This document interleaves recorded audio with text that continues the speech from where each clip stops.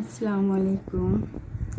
রমজান মাস হলো একটি পবিত্র মাস, ইবাদতের মাস। আমরা মানে কম বেশি সবাই রোজা রাখি, ইবাদত করি, কিন্তু আমাদের ইবাদতের ধরনটা কেমন জানেন?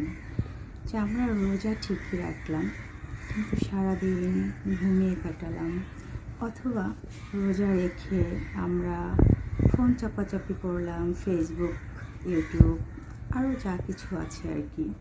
তো এটা হচ্ছে আমাদের ইবাদতের ধরন।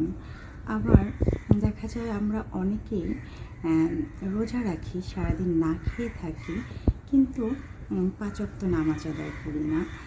সারাদিন না খেয়ে আমাদের এক ফরজ, অথচ 5 ওয়াক্ত নামাজ আদায় করলে আমরা 17 ফরজ পাবো, কিন্তু আমরা রোজা রাখি, নামাজ আদায় করি না।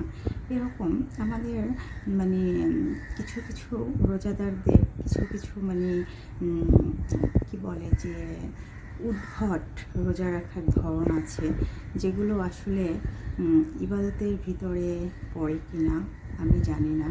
যদি ভুল বলে থাকি মাফ করে দিবেন। ওকে।